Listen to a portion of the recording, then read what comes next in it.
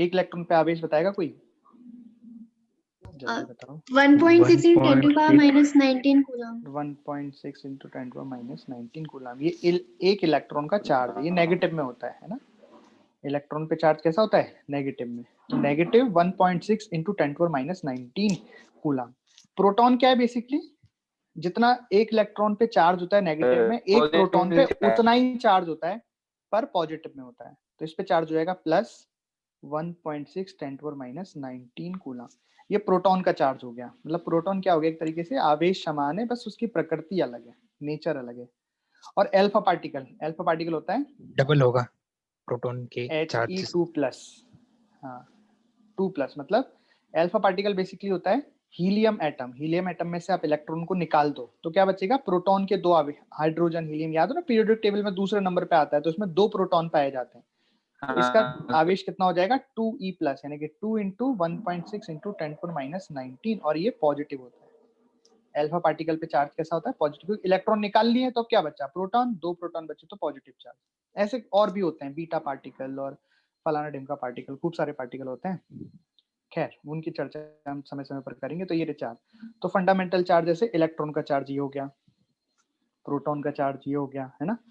Neutron का charge कितना होता है? याद पता है किसी को? न्यूट्रॉन आवेश पता? न्यूट्रल होते हैं जरूर। चार्ज ही नहीं रहता, आवेशहीन है।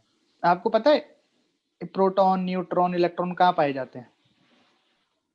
हाँ नाभिक में पाया जाता है। प्रोटॉन और न्यूट्रॉन और इलेक्ट्रॉन नाभिक के चारों ओर। हाँ, तो प्रोटॉन और न्यूट्रॉन तो होते हैं नाभिक में, और जो इलेक्ट्रॉन होता है वो परमाणु में बाहर घूमते रहते हैं। तो ये हो गया नाभिक।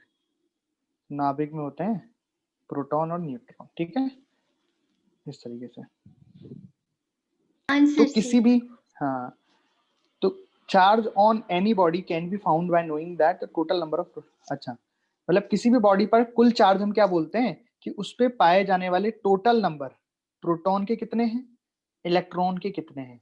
तो जैसे अगर प्रोटॉन हो गए 12, इलेक्ट्रॉन हो गए 7, तो टोटल चार्ज कितना हो गया? प्लस में 12 माइनस में 7, तो कितना आ गया? प्लस में 5। तो उस पर टोटल चार्ज आ गया। समझ में आई बात? तो किसी भी बॉडी पर अगर चार्ज आपको निकालना है तो आप देखो उसमें प्रोटॉन कितने हैं, उसमें देखो इलेक्ट्रॉन कितने हैं, दोनों को जोड़ दो। इलेक्ट्रॉन का चार्ज नेगेटिव होता है, प्रोटॉन का चार्ज पॉजिटिव होता है, जोड़ दिया तो जो आया वो उस बॉडी पर चार्ज हो जाएगा। ठीक है, अब जैसे यहाँ पे H+ एटम की बात की, बेसिकली यही तो होता है प्रोटॉन। भाई H+ का मतलब क्या हुआ? हाइड्रोजन। हाइड्रोजन में क्या होगा? एक प्रोटॉन होगा, इलेक्ट्रॉन भी एक होगा अगर वो न्यूट्रल है। तो अगर इलेक्ट्रॉन हमने निकाल दिया तो क्या बन जाएगा? वो H+।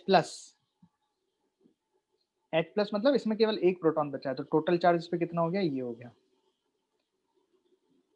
एक और सवाल, what will charge on the He2+? अभी देखा है हमने, तो इस पे कितना चार्ज हो जाएगा? He2+ का मतलब क्या हो गया? देखो हीलियम के अंदर क्या होते हैं? 2 प्रोटॉन होते हैं, 2 इलेक्ट्रॉन होते हैं। इसकी कक्षा में 2 इलेक्ट्रॉन चक्कर काटते हैं। अब He2+ है, मतलब कि इस पे से इलेक्ट्रॉन हमने निपटा दिए, कहीं निकाल के बाहर फेंक दिए। हाँ, तो इस पे चार्ज कितना हो गया? 2E+। ऐसे मतलब, तो हर एटम में चार्ज प्रेजेंट होता है। मतलब अगर हम किसी एटम को बोल रहे हैं न्यूट्रल, तो न्यूट्रल का मतलब क्या है? कि उसमें चार्ज नहीं है? नहीं, ऐसा नहीं है। अगर हम किसी चीज को न्यूट्रल बोल रहे हैं, इसका मतलब वो equal number of positive and negative charge रखता है। मतलब जितने उसमें प्लस चार्ज होंगे उतने ही उसमें नेगेटिव चार्ज भी होंगे। अरे बात समझ में आई? अगर हम किसी चीज को न्यूट्रल बोलते हैं, ये बहुत इंपॉर्टेंट है, ये बहुत ही ज्यादा इंपॉर्टेंट है कि अगर हम किसी ऑब्जेक्ट को बोल रहे हैं न्यूट्रल, अगर हम किसी ऑब्जेक्ट को बोल रहे हैं न्यूट्रल, तो न्यूट्रल का मतलब ये नहीं है कि उसमें चार्ज 0 हो गया। हाँ, टोटल चार्ज 0 रहेगा, ये बात पक्की है, बट ये नहीं है कि उसके अंदर कुछ है ही नहीं, मतलब वो तो खाली है। नहीं, उसके अंदर जितने पॉजिटिव हैं उतने ही नेगेटिव हैं, तो सबका प्लस होके कितना आ गया? 0।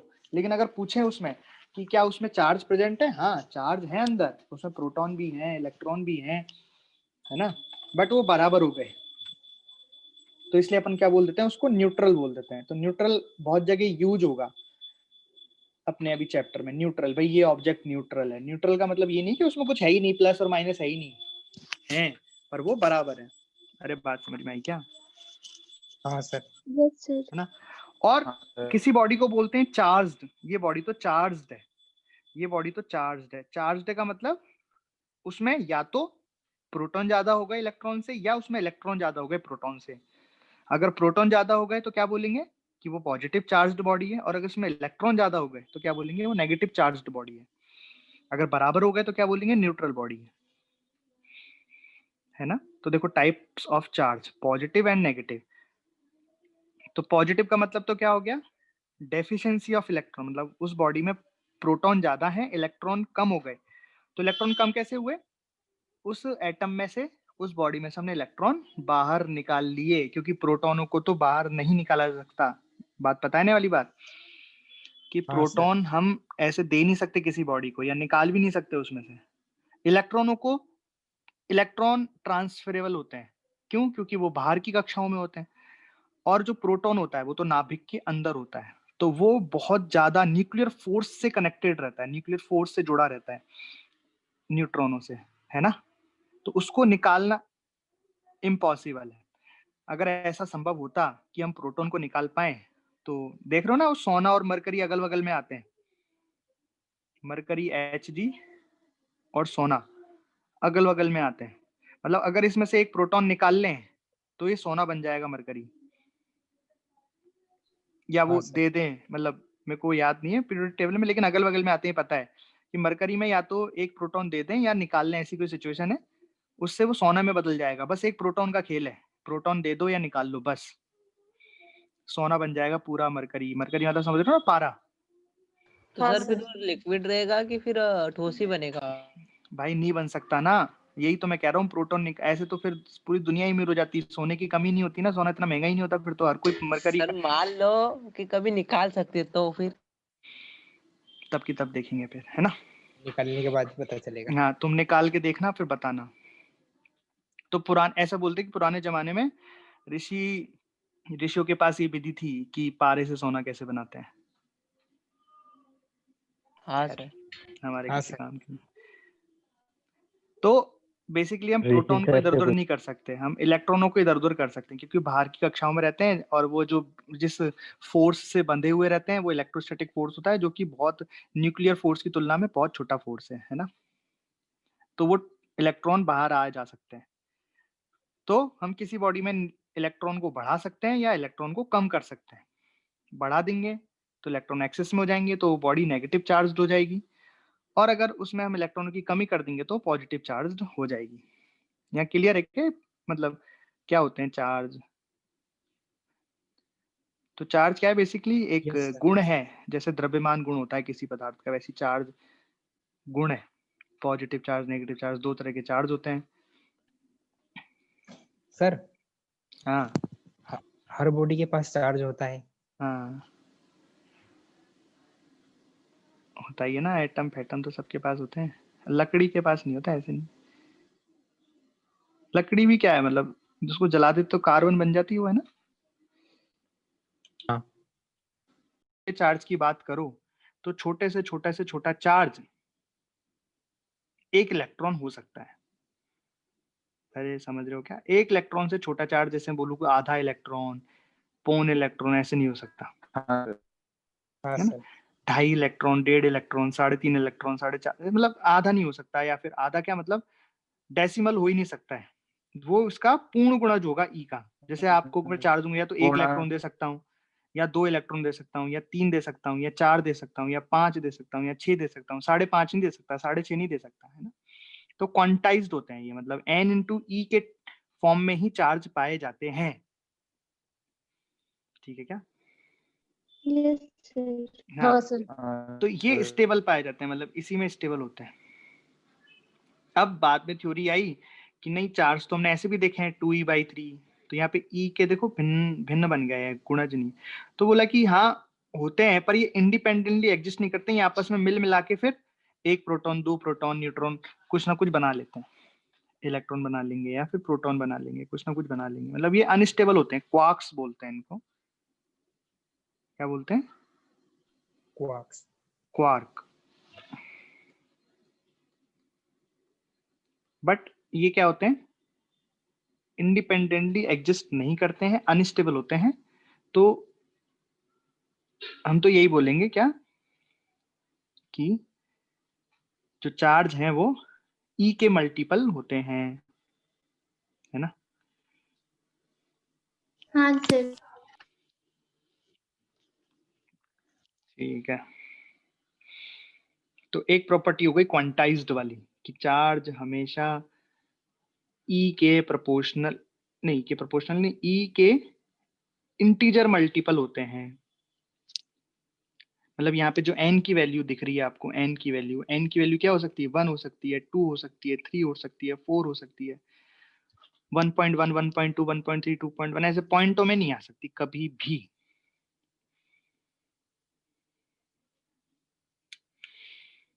ठीक है, यस सर।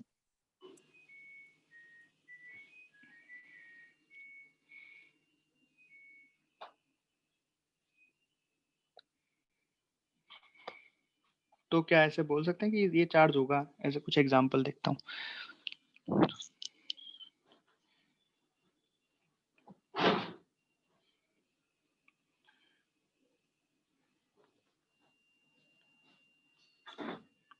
बताओ ये चार्ज पॉसिबल है कि नहीं है, ये चार्ज पॉसिबल है कि नहीं है। 64 इंटू 10⁻19। तो अगर आपसे ऐसा सवाल पूछ ले कि बताओ ये चार्ज संभव है या नहीं है, तो आपका आंसर कैसे होगा। नहीं है। बताओ ये चार्ज संभव है कि नहीं है, तो कैसे नहीं है। करोगे। तो करने का है तरीका सर। ये है, आपको n की वैल्यू निकालनी है ना, हाँ आपको n की वैल्यू निकालनी पड़ेगी। तो आप यहाँ लिखोगे n इंटू ई के बराबर कर दो, मतलब 64 इंटू 10⁻19 बराबर n इंटू ई का मतलब है 1.6 इंटू 10⁻19। ई का मतलब यही है ना, 1.6 10⁻19 देख लो, हाँ यही है। हाँ तो यहाँ से 10⁻19 से 10⁻19 किया तो ये बन गया 64/1.6 बराबर n, है ना। ये हाँ, पॉइंट ऊपर गया तो कितना आ रहा है n बराबर 40 40। तो संभव ये है। संभव है, संभव है। संभव है। ठीक है, मतलब ये चार्ज क्या है, संभव है ना। तो इस तरीके से जैसे आपको पूछ लिया जाए कि Q बराबर हाँ।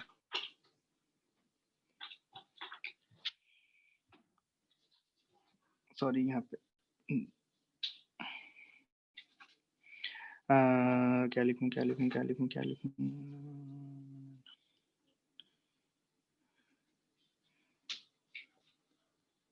ये संभव है क्या।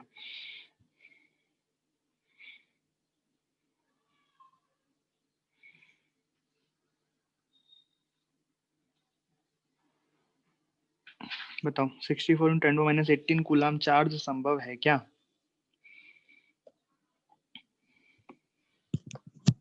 यस। तो क्या करोगे आप, इसको भी n हाँ, इंटू आंसर ई के नहीं। बराबर कर दोगे। तो इसको क्या लिखोगे, n इंटू 1.6 इंटू 10⁻19, है ना।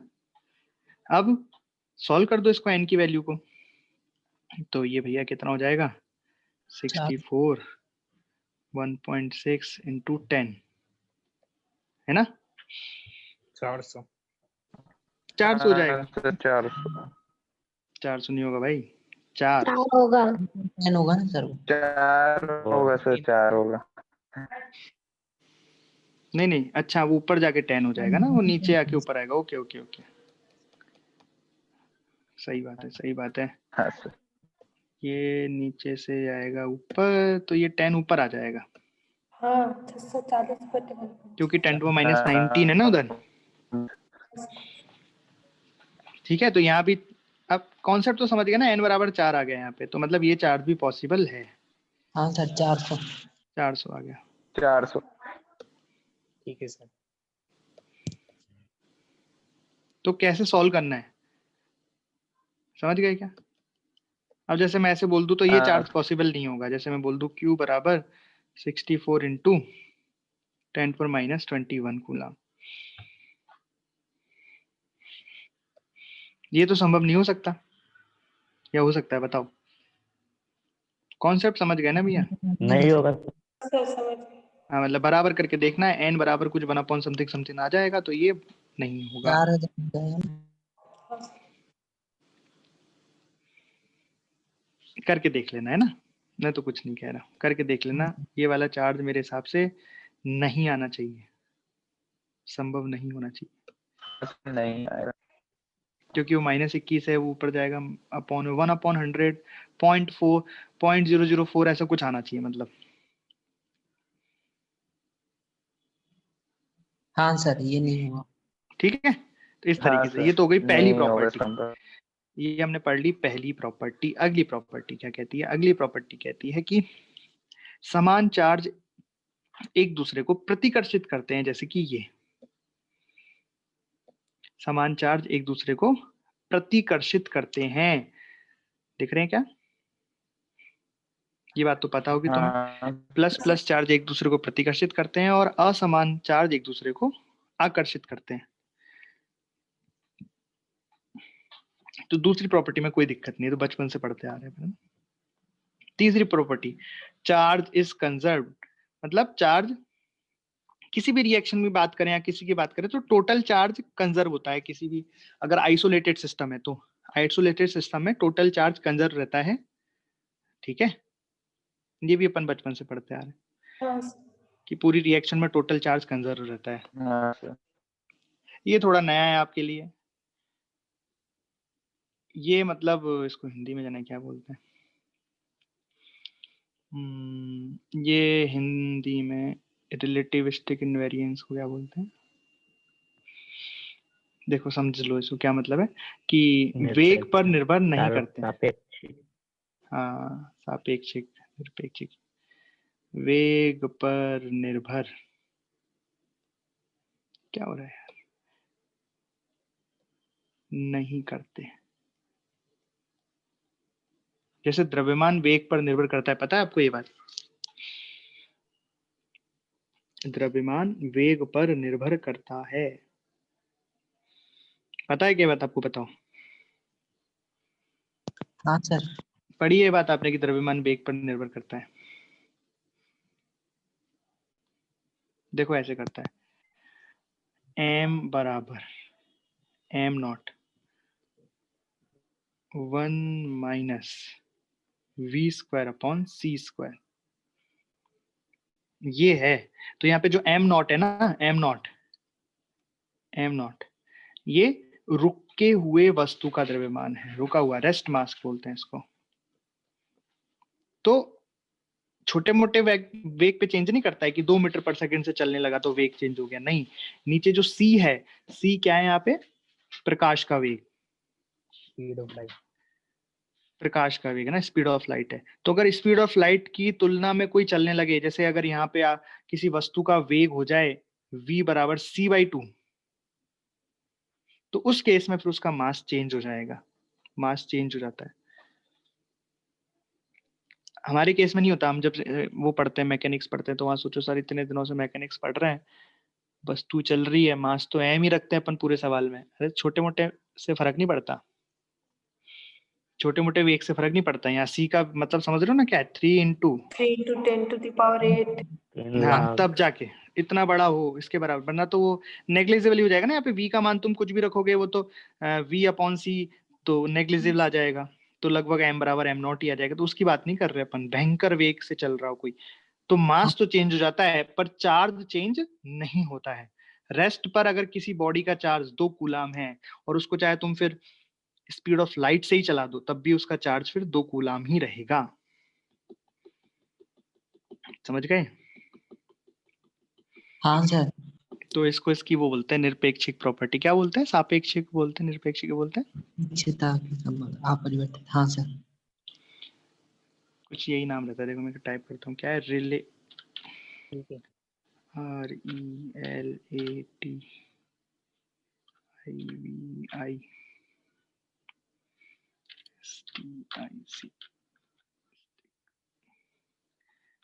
इनवेरिएंस।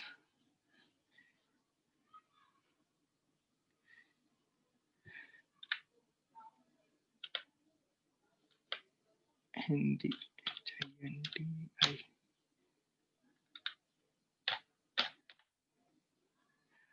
सापेक्षवादी आक्रमण, क्या हिंदी कर दी इसने।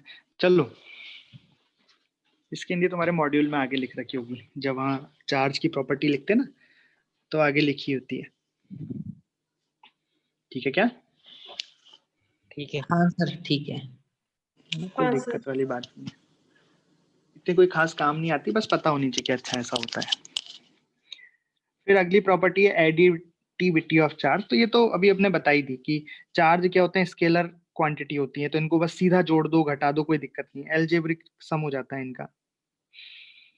जैसे इसका एग्जांपल भी है, जैसे मान लो किसी बॉडी पर -2 कूलाम है, +4 है और -3 है, तो टोटल कितना चार्ज हो गया उस बॉडी पे? -1। -1। हाँ, माइनस हाँ मतलब सिंपल ही जोड़ दिया घटा दिया कुछ भी कर दिया, ये होती है एडिटिविटी। तो इस तरह से ये प्रॉपर्टी होती है चार्ज की, 4-5 प्रॉपर्टी होती है, सिंपल सिंपल है ना। सबसे मेन प्रॉपर्टी तो इसमें क्या है, सबसे मेन वाली है ये वाली, quantization of charge, charge is quantized. ठीक है, उसके बाद ये रिपेल वाली भी है, पर ये तो तुम्हें पता ही है, ये तो सिंपल है। उसके बाद फिर एडिटिविटी वाली है, ये तो पता ही, जुड़ जाते हैं चार्ज, क्योंकि चार्ज क्या है, स्केलर क्वांटिटी है। ठीक है, ठीक हाँ है।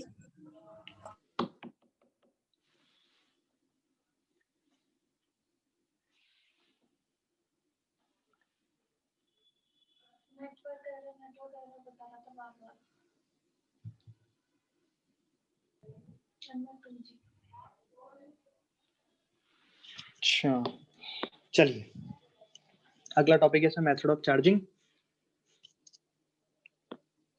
कि हम किसी बॉडी को किन किन मेथड से चार्ज कर सकते हैं। ठीक है, तो उसमें है पहले फ्रिक्शन, मतलब उसका आपने बहुत बार किया भी होगा इसको, जब स्केल होता है ना अपना स्केल हाँ सर। उठा, उसको बालों में रगड़ते हैं और उसे कागज पे लगाते हैं तो वो आकर्षित करने लगता है। हाँ, सर। हाँ सर। अच्छा यस, तो ऐसे ही है मतलब। तो जैसे इसमें क्या किया है कि सिल्क को ग्लास रॉड से रब किया है, तो उनमें क्या इलेक्ट्रॉन इधर उधर चले जाते हैं। जैसे पहले सिल्क और ग्लास रॉड दोनों न्यूट्रल थे, मतलब दोनों पे जो टोटल चार्ज था वो कितना था, 0 था। जब दोनों को आपस में रब किया तो इसके कुछ इलेक्ट्रॉन इसमें चले गए या इसके कुछ इलेक्ट्रॉन इसमें आ गए, तो मतलब दोनों में से कोई एक पॉजिटिव चार्ज हो गया, कुछ नेगेटिव हो गया। जैसे यहाँ पे दिखाया है कि जब हमने रॉड को सिल्क क्लॉथ से रब किया तो क्या हुआ, रॉड के कुछ इलेक्ट्रॉन निकल के क्लॉथ में आ गए, तो उससे रॉड क्या हो गई, पॉजिटिव चार्ज हो गई, हाँ, सर। है ना। अब इस पॉजिटिव चार्ज रॉड को, हो गई ना पॉजिटिव, खत्म बात, चार्जिंग बाय फ्रिक्शन कर दिया ना, फ्रिक्शन से चार्ज हमने। हाँ सर। पहले मतलब ये न्यूट्रल थी, ये चार्ज हो गई, बात खत्म। सिल्क क्लॉथ भी पहले न्यूट्रल था, अब नेगेटिव चार्ज हो गया, इस तरीके से। ओके ठीक है, ये तो हो गया मतलब फर्जी तरीका, मतलब ये तो बच्चों वाले में अपन करते आ रहे हैं। अब बड़ों वाले तरीके जो अपन के काम आएंगे वो है चार्जिंग बाय कंडक्शन। कंडक्शन से कैसे चार्ज करते हैं, तो कंडक्शन से चार्ज, सबसे पहली बात तो कंडक्शन से केवल हम धात्विक चीजों को चार्ज कर सकते हैं ना, जिसमें इलेक्ट्रॉन फ्लो करते हो। धातु में क्या होते हैं, फ्लो कर सकते हैं इलेक्ट्रॉन, है ना, हाँ है ना। जैसे यहाँ पे हमने क्या यूज किया है, मेटल। तो इसमें क्या होता है ना, जैसे तुम्हारे पास ये मेटल है, धातु है। अब जैसे कि इसमें बताया ये पहले से न्यूट्रल है, मतलब इस पे नेट चार्ज कितना है, 0। नेट चार्ज 0 का मतलब ये नहीं होता कि उसमें कोई चार्ज नहीं है, इसका मतलब इसमें जितने प्लस हैं उतने ही उतने माइनस। ही माइनस हैं, है ना।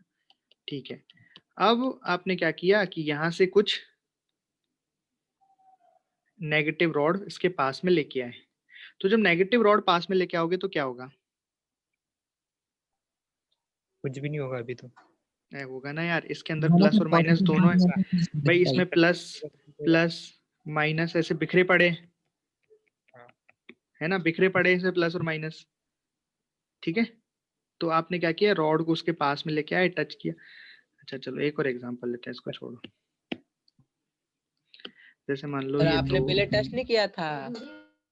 कोई बात नहीं, ये वाला एग्जांपल लेते हैं अपन, है ना, इसका सवाल भी कर लेंगे, सवाल भी कर लेंगे, इसके सवाल भी होते हैं। इसको डिलीट करो मैं यार। कंडक्शन से देखो इसके सवाल भी बनते हैं, वो देख लो। जैसे मान लो दो गोले हैं, दो स्फेयर हैं, ठीक है।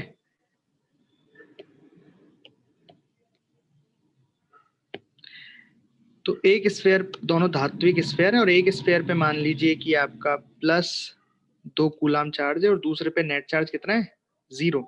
दोनों की त्रिज्याएं क्या है, बराबर। ठीक है, अब दोनों को क्या किया अपन ने, किसी वायर से या किसी से कनेक्ट कर दिया। तो अब क्या होगा, कनेक्ट करके दोनों को अलग अलग रख दिया। कनेक्ट करके मतलब दूर दूर रख दिया, कनेक्शन हटा दिया मतलब। तो क्या होगा बताओ, ये भी चार्ज हो जाएगा और ये भी हो जाएगा। ये भी हो जाएगा। तो कितना चार्ज हो जाता है, तो जितना 1 टोटल चार्ज था इनका उसका आधा आधा। तो जैसे टोटल चार्ज कितना था, 2 कूलाम, तो 2 कूलाम का आधा इधर आ जाएगा और 2 कूलाम का आधा इधर आ जाएगा। पर इसके लिए क्या होना चाहिए, आर शुड बी सेम। हाँ, आर बराबर होनी चाहिए, रेडियस बराबर होनी चाहिए, त्रिज्या बराबर होनी चाहिए। फिर आपके मन में आएगा सर अगर त्रिज्या बराबर नहीं हुई तो, वो पढ़ेंगे अपन बाद में। इसका कॉन्सेप्ट आता है, बहुत बढ़िया। जब अपन क्या सीख जाएंगे, विद्युत विभव वगैरह सीख जाएंगे तब पढ़ेंगे। अभी के लिए ऐसे याद रख सकते हो। इसका कॉन्सेप्ट क्या है, कैसे चार्ज फ्लो हुआ, चार्ज कब तक फ्लो होगा, 1 कूलाम ही क्यों आया, अगर दोनों की त्रिज्या अलग अलग होती, अगर ये स्फेयर नहीं होते कुछ और होते तो क्या होता। इन सभी का जवाब आपको मिलेगा आगे के एपिसोड्स में, ठीक है। अरे ठीक है क्या, हाँ सर। ठीक हाँ है सर। सर, हाँ ठीक है। सर। अबे आप ये याद रखो कि अगर 2 स्फेयर हैं, दोनों स्फेयर क्या मतलब 2 स्फेयर ही मान लो, गोलों पे काम करता है ये आधा आधा वाला। 2 स्फेयर हैं, दोनों की त्रिज्या समान है, दोनों को कनेक्ट करके अलग अलग रख दिया तो उनके चार्ज बराबर बराबर बराबर डिवाइड हो जाते हैं, ठीक है। ठीक है। हाँ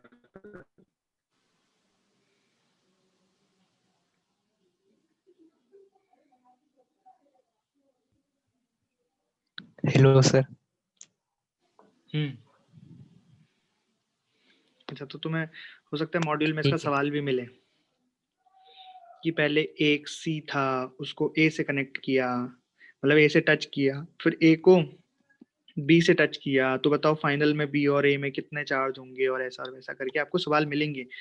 कॉन्सेप्ट क्या रहेगा ये, कि जब भी दो गोलों को या उनको दो धात्विक चीजों को आपस में टच किया जाता है तो उन पे आवेश बराबर बराबर डिवाइड हो जाते हैं, हाँ सर। ठीक है। Okay sir. ओके, फिर आता है चार्जिंग बाय इंडक्शन। इंडक्शन का मतलब होता है प्रेरण। इंडक्शन का मतलब क्या होता है, प्रेरण। प्रेरण मतलब दूर से चार्ज हो गया, दूर से चार्ज। एक्चुअली मैं जो एग्जांपल पहले लिया था वो प्रेरण का था,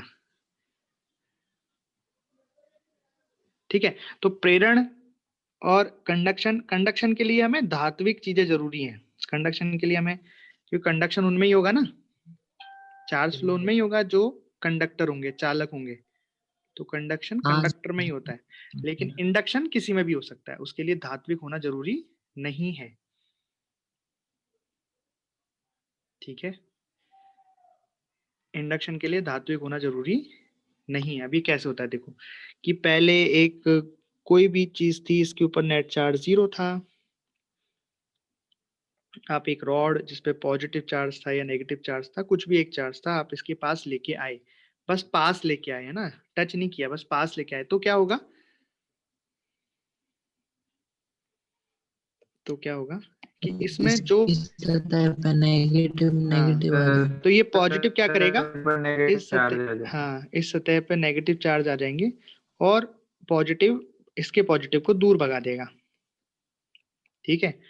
आपने ऐसे कर लिया, ये रॉड की वजह से क्या हुआ, इसके पॉजिटिव नेगेटिव अलग हो गए, पोल जैसा कुछ हो गया। फिर आपने इसको धरती से कनेक्ट कर दिया, तो धरती से कनेक्ट कर दिया तो क्या हो गया, पॉजिटिव चार्ज तो अंदर चले गए। फिर आपने रॉड भी हटा ली, तो इसमें अंदर क्या बच गया, अब नेगेटिव नेगेटिव बच गया।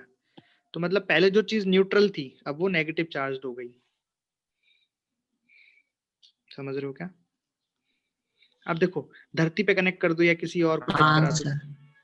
अब इसने ऐसे कर दिया कि कुछ दो थे पे ए और बी था, पॉजिटिव वाली रॉड लेके आए तो इधर नेगेटिव नेगेटिव आ गए, इधर पॉजिटिव पॉजिटिव आ गए, है ना, ये दोनों टच हो रखे थे। अब बी को अलग कर दिया, ए को अलग कर हाँ दिया, तो सर। ए नेगेटिव हो गया, बी पॉजिटिव हो गया। ठीक है, ये भी है, ऐसे भी करते हैं, पर कुल मिला के बात ये है कि प्रेरण का मतलब होता है कि दूर से उसको प्रेरित कर दिया। प्रेरित कर दिया मतलब देखो यहाँ पे नेगेटिव एक साइड आ गई, पॉजिटिव आ गए, पॉजिटिव को हमने किसी तरीके से अलग कर दिया, अर्थ में फ्लो करा दिया, ये रॉड हटा दी, तो नेगेटिव नेगेटिव आ गए इसमें। ठीक है, देखो ये सब कहानी है ना।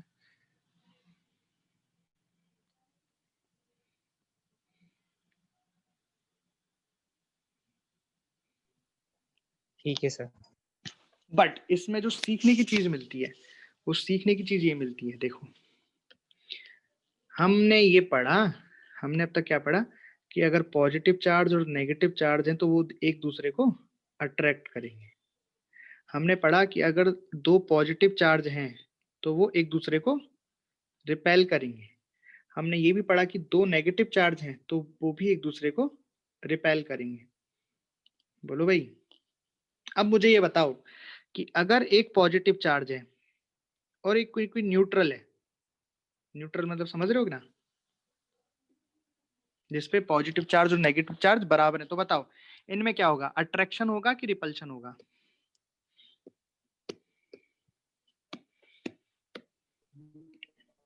और कोई नेगेटिव चार्ज है और इधर न्यूट्रल है, तो इन दोनों में क्या होगा, अट्रैक्शन होगा कि रिपल्शन होगा? बताओ। इंडक्शन वैसे तो कोई काम का नहीं है, हाँ ठीक है, मतलब इंडक्शन से हम समझ गए ये होता है वो होता है, इसको इंड्यूस कर देता है और फलाना ढिमका। ठीक है भैया, बहुत अच्छी बात है, वो चार्ज हो गया, लेकिन एक बढ़िया सा कॉन्सेप्ट इसमें से निकलता है, ये वाला पढ़ा है आपने, पहले पढ़ा ही होगा।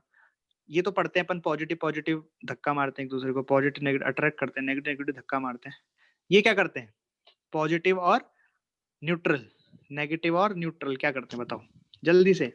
सर जो न्यूट्रल के अंदर जो नेगेटिव चार्ज है उसको ये पॉजिटिव चार्ज अपनी तरफ अट्रैक्ट करेगा। बिल्कुल करेगा। फिर उधर जो नेगेटिव चार्ज है वो उस न्यूट्रल वाले में जितना भी पॉजिटिव चार्ज है उसको अपनी तरफ अट्रैक्ट करेगा।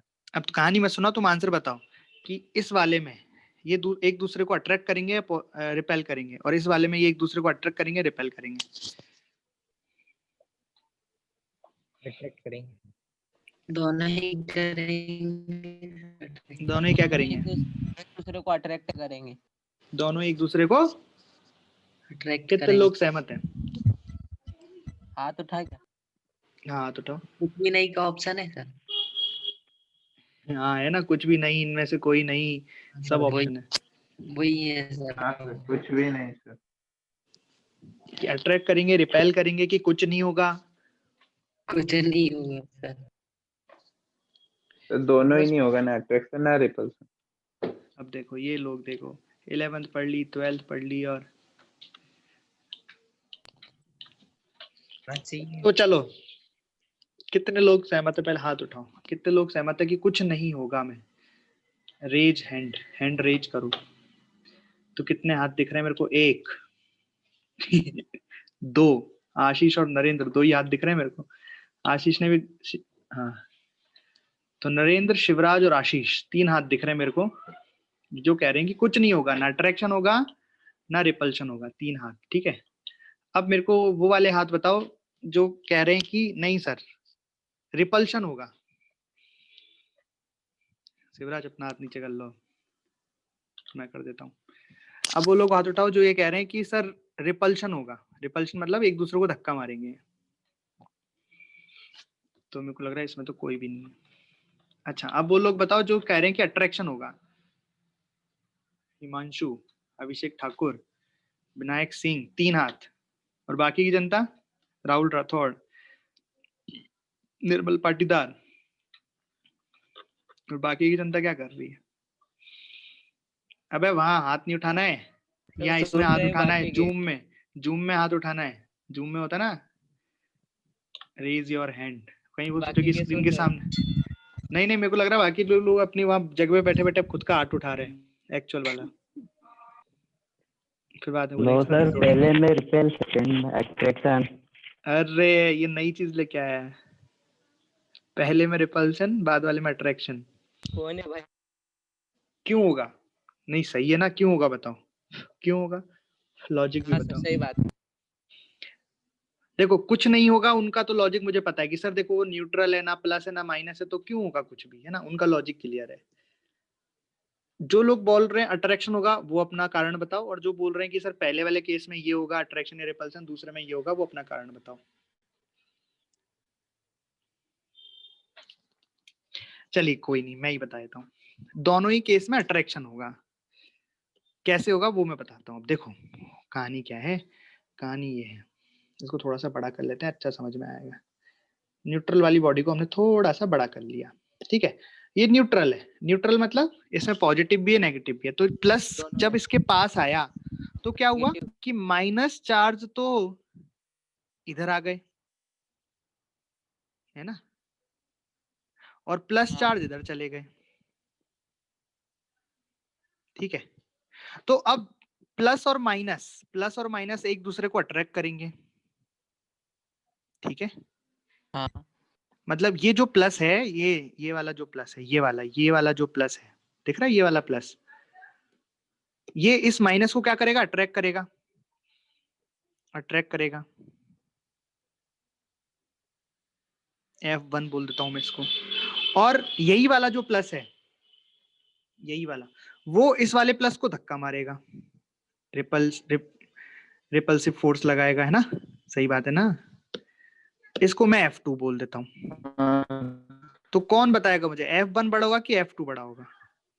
F1। है F1 क्यों बड़ा होगा F1? बड़ा होगा, डिस्टेंस कम है। हाँ दूरी कम है। डिस्टेंस कम है। और कई लोग ऐसे भी बोल सकते हैं कि सर देखो दिखने में भी पता लग रहा है F2 छोटा है, देखो छोटा कर दिया मैंने F2, है ना। तो F2 छोटा है और F1 बड़ा है। खैर, तो असली कारण तो दूरी का है कि इन दोनों के बीच में दूरी कम है, इन दोनों के बीच में दूरी ज्यादा है, ज्यादा दूरी है मतलब फोर्स हो जाएगा कम। तो कुल मिला के यहाँ कौन जीता? अट्रैक्शन।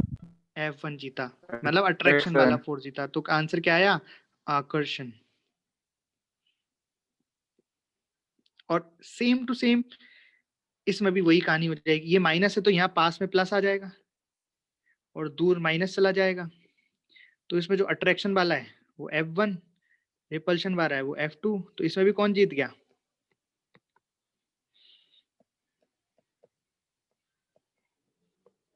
तो यहाँ पे भी कौन जीत गया भाई साहब? एक्शन। तो आपने हो सकता है एनसीईआरटी में एक लाइन पढ़ी होगी कि जो ट्रू टेस्ट, जैसे कंडीशन होती है, कंडीशन देते हैं कि ये ऐसा चार्ज है, ये इसको अट्रैक्ट कर रहा, रिपेल कर रहा, तो पूछते हैं फाइनली कि बताओ कि ए पॉजिटिव है कि बी पॉजिटिव है। मतलब चार्ज टेस्टिंग होती है कि किस बॉडी पे कौन सा चार्ज है, पॉजिटिव चार्ज है या नेगेटिव चार्ज है। तो उसके लिए हम टेस्ट करते हैं। जैसे मैं आपको एग्जांपल लेके बता देता हूँ। जैसे ना ऐसे क्वेश्चन रहता है कि ए, ये बी और सी तीन है, आपको बताना है किस पे कितना चार्ज है, मतलब कौन पॉजिटिव और कौन नेगेटिव। उसके लिए कंडीशन देते हैं कि जब ए और बी को पास पास लाया जाता है तो आकर्षण होता है, बी और सी को पास पास लाया जाता है तो प्रतिकर्षण होता है, ए और सी को पास में लाया जाता है तो आकर्षण होता है। अरे बात समझ में आ रही है? हाँ ऐसे सर। कुछ टेस्ट, ऐसे कुछ कंडीशन दे देंगे कि ये होता है, फलाना होता है, ढिमका होता है ना। ये सही नहीं है, मैंने ऐसे ही अपने मन से बना दी है। फिर इसमें आपको बताना होता है कि कौन पॉजिटिव है और कौन नेगेटिव है, ठीक है। ए पॉजिटिव है, बाकी अबे रुक दोनों जाना भाई, मैंने यूं ही दे दी कंडीशन, यूं ही। तो इसमें जो अपन बोलते हैं ट्रू टेस्ट मतलब जो सच्ची बात बताता है। जैसे देखना, यहाँ पे हुआ आकर्षण, है ना। तो आकर्षण के केस में ये भी पॉसिबिलिटी है कि ये प्लस या माइनस हो जाए और ये कुछ न्यूट्रल हो जाए, या फिर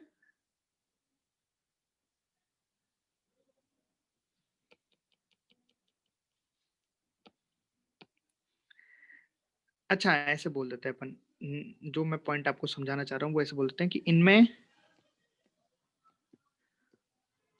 किसके पास आवेश है, प्लस माइनस की बात नहीं कर रहे अपन, किसके पास आवेश है, कुल आवेश किसके पास, इनमें किसके पास कुल आवेश है। कुल आवेश का मतलब या तो वो धनात्मक चार्ज भी हो सकते हैं या ऋणात्मक चार्ज भी हो सकते हैं।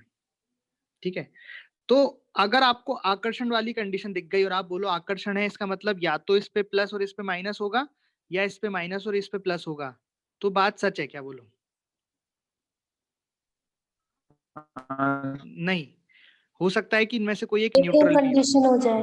हाँ हाँ हो सकता सर, है कि एक कोई इनमें से एक और न्यूट्रल, कंडीशन और हो सकती नहीं मतलब मैं कह रहा हूँ जो ट्रू टेस्ट होता है वो प्रतिकर्षण का ही होता है, आकर्षण तो न्यूट्रल भी कर देता है। है। हाँ सर। जो आप कोई वस्तु में आवेश है, इस चीज का जो ट्रू टेस्ट होता है, ट्रू टेस्ट मतलब जो बताए कि हाँ इनमें यहाँ पे दोनों में आवेश है, तो प्रतिकर्षण वाला ही होगा। जैसे यहाँ पे बी और सी में प्रतिकर्षण है, इसका मतलब दोनों ही आवेशित हैं, ये भी आवेशित है और ये भी आवेशित है, क्योंकि प्रतिकर्षण केवल आवेशित वस्तुओं में ही हो सकता है। अरे बात समझ में आ रही है क्या। हाँ सर।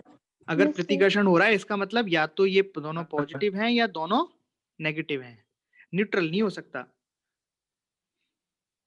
अरे बोल दो भाई कुछ तो। हाँ सर। आंसर हाँ सर। ये मगज मैं समझाने की कोशिश कर रहा हूँ कि आकर्षण का टेस्ट ट्रू टेस्ट नहीं होता, प्रतिकर्षण का जो टेस्ट होता है वो ही ट्रू टेस्ट होता है आवेशित वस्तु के लिए, कि भाई इस वस्तु में आवेश है नहीं है। हाँ सर।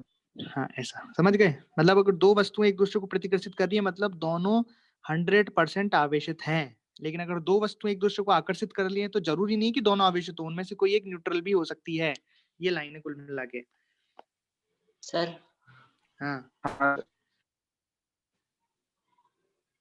ये क्या पूछ रहा है जो कंडीशन ये नरेंद्र क्या पूछ रहा है, पहले मैं, हाँ नरेंद्र क्या बोल रहे हो सर, जो पहले से अंदर है उनको क्यों नहीं अट्रैक्ट कर रहा है सर, कौन, सर ऊपर वाले फॉर्मूले में सर, कौन सा फॉर्मूला। यहीं पे सर, मतलब सर एक पॉजिटिव के लिए सर इतने सारे पॉजिटिव को छोड़ दिया सर। किसने छोड़ दिया। नहीं मतलब ये रिपल्सन हो रहा है। हाँ कहाँ हो रहा है रिपल्सन, आकर्षण हो रहा है। नहीं सर मतलब ये पहले ही से तो हैं इतने सारे पॉजिटिव, तो इसी को कहाँ क्यों है, अंदर सर उसके। हाँ तो अंदर तो हो ही रहा होगा ना रिपल्सन, उसमें कौन कह रहा है, अंदर तो नेट जीरो हो गया होगा ना, कुछ भी हो गया होगा अंदर तो।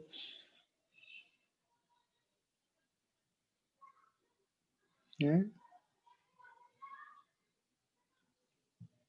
अपन तो इन दोनों में कंपेयर कर रहे हैं ना, ये दोनों आपस में आकर्षित कर रहे हैं, प्रतिकर्षित कर रहे हैं, अंदर क्या हो रहा है उसकी बात थोड़ी कर रहे हैं, अपन तो इन दो में कर रहे हैं ना। सारे पॉजिटिव पहले ही से हैं, तो सर एक के लिए हाँ क्यों अट्रैक्शन कर रहा है सर वो।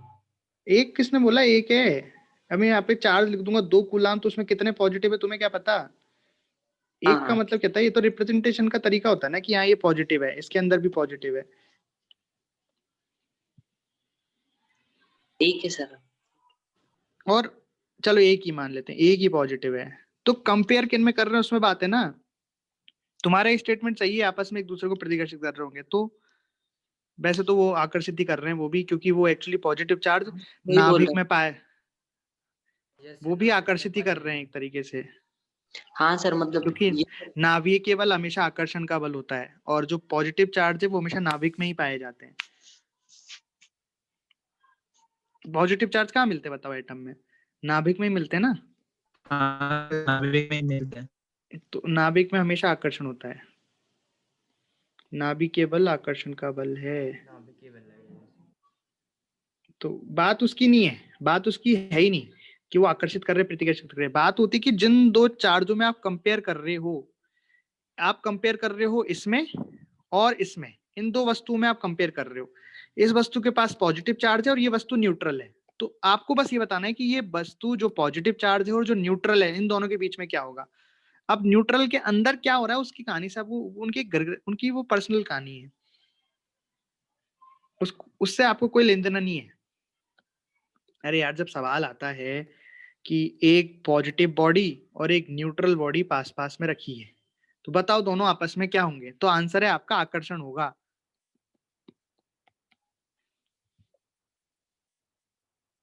समझ तो गए यहाँ सर। प्लस देने का मतलब ये नहीं कि एक प्लस है कि दो प्लस है कि चार प्लस है, इसका मतलब है कि ये धनात्मक आवेशित वस्तु है,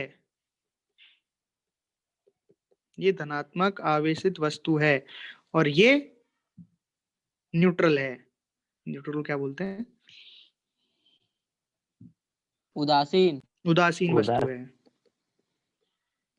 तो बताओ कि धनात्मक आवेशित वस्तु और उदासीन वस्तु अगर पास पास में रखे हैं तो उनमें आकर्षण होगा कि प्रतिकर्षण होगा? क्या होगा?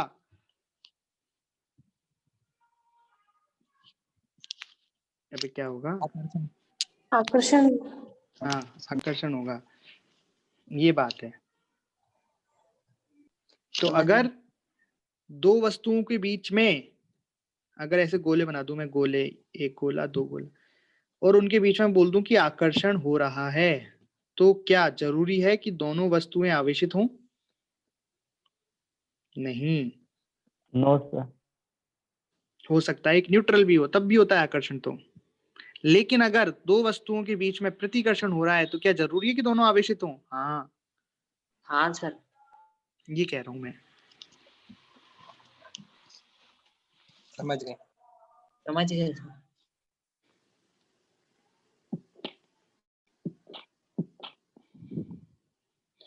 समझ गए? चलो, यहां से हाँ अपने चैप्टर की कहानी स्टार्ट हो जाएगी। कूलाम्स लॉ, कूलाम्ब का नियम। पता है किसी को कूलाम्ब का नियम क्या होता है? हाँ सर, याद है। अभी क्या होता है कूलाम्ब का नियम?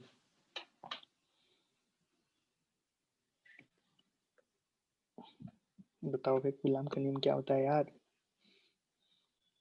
ये होता है कूलाम्ब का नियम।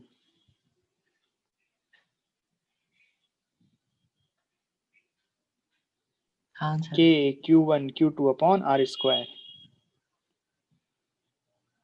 किसने बनाया था ये?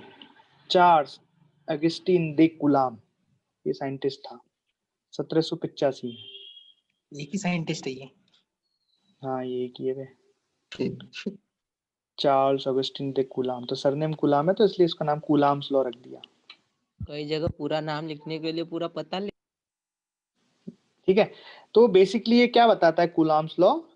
ये दो चार्जों के बीच में जो फोर्स लग रहा है, देखो हुआ क्या था, देखो यहां तक ये पता लग गया था कि पॉजिटिव पॉजिटिव एक दूसरे को, पॉजिटिव पॉजिटिव एक दूसरे को रिपल्स प्रतिकर्षित करते हैं, माइनस माइनस प्रतिकर्षित करते हैं, प्लस माइनस आकर्षित करते हैं, ये तो सबको पता लग गया था देखने से, है ना। लेकिन ये कोई नहीं बता पा रहा था कि कितना प्रतिकर्षण है, कितना आकर्षण, मतलब वैल्यू नहीं दे पा रहा था उसकी कोई, कि हाँ फोर्स तो लगा रहे हैं प्रतिकर्षण का, पर कितना फोर्स लगा रहे हैं, न्यूटन में कितना, 4 न्यूटन, 10 न्यूटन, 20 न्यूटन, कितना फोर्स लगा रहे हैं। बात समझ में आ रही है? तो कूलाम ने बताया सबसे पहले 1785 में, कि मैं बताता हूँ, देखो क्या होता है फॉर्मूला। ये फॉर्मूला होता है K Q1 Q2 upon R square. इससे तुम्हें पता लग जाएगा कि फोर्स की रियल वैल्यू क्या है, कितना न्यूटन, मतलब। तो उन्होंने फॉर्मूला दिया, तो इस फॉर्मूले का कोई डेरिवेशन नहीं है। ये फॉर्मूला क्या है, जैसे ये हुआ ग्रेविटेशन वाला फॉर्मूला हुआ, बायो सावर्ट हुआ मैग्नेटिज्म में, मैग्नेटिक्स में करते ना वो चुंबकीय क्षेत्र वाला, बायो सावर्ट, है ना। हाँ सर। इनके कोई ऐसे डेरिवेशन नहीं है जैसे डेरिवेशन होता ना फॉर्मूले के। ये सब प्रैक्टिकल फॉर्मूले हैं। उन्होंने चार्ज लिए, दो चार्ज लिए, एक का मैग्नीट्यूड बढ़ाया, एक का कम किया, दूर रखे, पास रखे, ये किया, वो किया, उससे उन्होंने बोला कि जो फोर्स होता है वो दोनों चार्जों के मैग्नीट्यूड के तो प्रोपोर्शनल होता है। मतलब चार्ज बढ़ाओगे तो फोर्स बढ़ेगा, मतलब Q1 और Q2 का मल्टीप्लीकेशन बढ़ेगा तो फोर्स बढ़ेगा, ठीक है। और अगर उनके बीच की दूरी बढ़ाओगे तो फोर्स कम होगा। उन्होंने दूर रख के देखा, भाई Q1 Q2 के बीच की दूरी बढ़ाई तो फोर्स कम हो गया, Q1 Q2 के बीच की दूरी को कम किया तो फोर्स ज्यादा हो गया। तो उन्होंने बोला कि F is directly proportional to Q1 Q2 upon R square. और जब डायरेक्टली प्रोपोर्शनल का साइन हटा तो उन्होंने कांस्टेंट दिया K क्या हो गया, कूलाम्स कांस्टेंट। K क्या हो गया, कूलाम नियतांक, और उसकी वैल्यू उन्होंने क्या दी, कूलाम नियतांक की वैल्यू कितनी है, पर ये किसमें है, निर्वात में, या हवा बोल दो, निर्वात या हवा में है ये वैल्यू। लिखूं क्या भाई? हाँ सर पता है। तो कितनी आई वैल्यू, 9 इंटू 10⁹ के कूलाम नियतांक, बोलो। हाँ सर। हाँ हाँ सर। सर। पर ये नियतांक की वैल्यू किसमें, हवा में, मतलब ये कूलाम नियतांक की वैल्यू मीडियम पे डिपेंड करती है, माध्यम पर निर्भर करती है, ठीक है क्या? हाँ सर ठीक है। ठीक है, तो फोर्स की वैल्यू कितनी आ गई बताओ? F बराबर K Q1 Q2 upon R square. Q1 क्या है यहाँ पे, कोई बताएगा Q1 का मतलब क्या है? आवेश है सर। चार्ज हाँ पार्टिकल। अच्छा पक्का? Q2 का मतलब क्या है? ये भी चार्ज है। ये भी चार्ज। वो भी आवेश है लेकिन विपरीत है। अच्छा गलत है।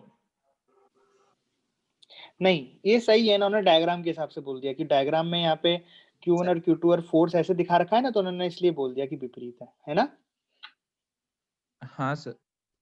हाँ, लेकिन जब फॉर्मूले की बात करते तो ऐसे अपन इतना स्पेसिफिक नहीं होते हैं, ये तो है ना जनरल नोटेशन है कि अच्छा ये, अरे नहीं विपरीत क्यों, इसके हिसाब से तो तुम्हें ये बोलना चाहिए था ना कि सेम है, तभी तो प्रतिकर्षण हो रहा है भाई। हाँ सर। नहीं सर वो विपरीत क्यों बोला, ये किसने बोला कि विपरीत ही होना चाहिए? हाँ बोलो बोलो, अभी तुमने बड़ा हासिल किया था जब मैंने तुम्हारा एक्सप्लेन कर दिया था, तुम्हारा राय था जो तुमने फैलाया था, हैं? गलती से मैंने एक्सप्लेन कर दिया तो तुमने बोला हाँ सर।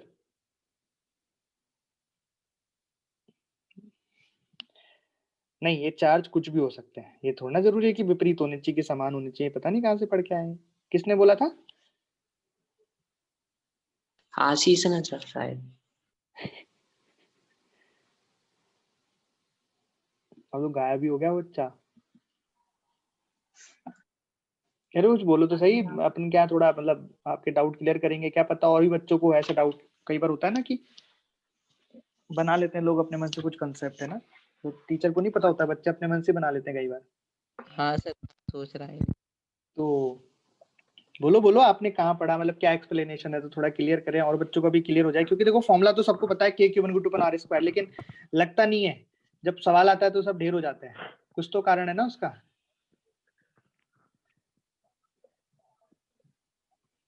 अरे बोलना पड़ेगा यार। सर डरा दिया आपने उसको। डराया कब मैंने, मैं तो सर आप बोले ना डरने के लिए नहीं काफी है सर, आपकी आवाज में इतना दम है। तो भाई देखो यहाँ पे ऐसा कोई जरूरी नहीं है कि Q1 आपका और Q2 आपके विपरीत होने चाहिए कि समान होने चाहिए, ऐसा कोई भी नियम कानून नहीं है ना। वैसे तो इसकी चर्चा हम अगली सर क्लास में वो और डिटेल। मैंने विद्युत द्विध्रुव के हिसाब से बोल दिया था। हाँ ये हुई ना बात, अब समझ में आया। नहीं नहीं ऐसा नहीं है, वो द्विध्रुव तो भी बहुत बाद में आएगा, तो अगर अलग अलग हाँ चार्ज सर वो होते हैं हाँ तो उनको अपन विद्युत उसका भी द्विध्रुव बोलेंगे। डायग्राम ऐसे ही होता है, इस कारण मैंने बोल दिया था सर। हाँ हाँ कोई बात नहीं, सही है। पर अभी कूलाम्स लॉ की जब बात करें तो कूलाम्स लॉ तो हमें बस ये बताता है कि दो फोर्सों की नहीं, दो आवेशों के बीच में कितना फोर्स लगेगा, कितना बल लगेगा, उस बल को निकालने के लिए ये फॉर्मूला है। दो आवेशों के बीच में दो बिंदु, और अच्छे से मैं बोलूं तो दो बिंदु आवेशों के मध्य लगने वाले बल का फॉर्मूला है K Q1 Q2 upon R square, है ना। तो खैर इसके पीछे की जो कहानी है वो तो सब पढ़ ली ना आपने, सिंपल ही है ना। चार्ज क्या होता है, पॉजिटिव चार्ज क्या होता है, चार्ज की प्रॉपर्टी क्या होती है, कोई दिक्कत है क्या इसमें? मैंने तो आपको बोला ही था कूलाम्स लॉ से अपन ढंग से स्टार्ट करेंगे। नहीं है। कूलाम्स लॉ से पहले की जो भी कहानी आप चाहो तो एनसीईआरटी में से पढ़ लेना, और आप मन करे तो या कुछ पूछ लो, अगर कुछ नहीं है डाउट सर। वाउट हो, कुछ पूछने का मन कर रहा हो तो देख लेते हैं। हाँ सर, अगर किसी को डाउट हो तो पूछ लीजिए प्लीज। सुन रहे हो मेरी आवाज को? म्यूट करता हूँ पहले तो इसको। कौन है ये?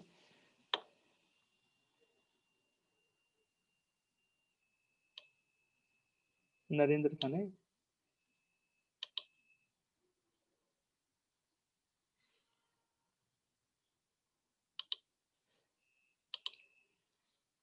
चलिए, तो यहाँ तक किसी को कोई डाउट नहीं है ना? तो अब हम अगली क्लास में हमारा जो चैप्टर है वो ढंग से स्टार्ट करेंगे, ये वाला कूलाम्स लॉ। हाँ हाँ, कोई बात नहीं।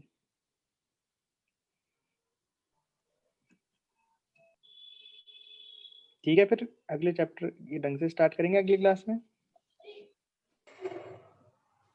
ठीक है सर। है ना? अब तक तो जो भी हमने पढ़ा है इसमें वो तो जनरल बेसिक प्रॉपर्टी है, जो हमें थोड़ी नॉलेज में रहनी चाहिए कि भाई चार्ज क्या होता है, प्लस माइनस चार्ज होते हैं, पर इतनी बातें तो हम सबको पता रहती है नहीं? हाँ सर। ठीक है, फिर भी आप एक नई बात तो सीख गए, ये वाली प्लस हाँ। और उदासीन एक दूसरे को आकर्षित करते हैं, और जो आकर्षण का टेस्ट है वो सही टेस्ट नहीं है ये पता लगाने के लिए कि दो वस्तु आवेशित है या नहीं, क्योंकि उदासीन भी एक दूसरे को, मतलब एक आवेशित और एक उदासीन भी एक दूसरे को आकर्षित करते हैं। तो अगर कोई दो वस्तु एक दूसरे को प्रतिकर्षित कर रही है, इसका मतलब वो दोनों ही आवेशित हैं।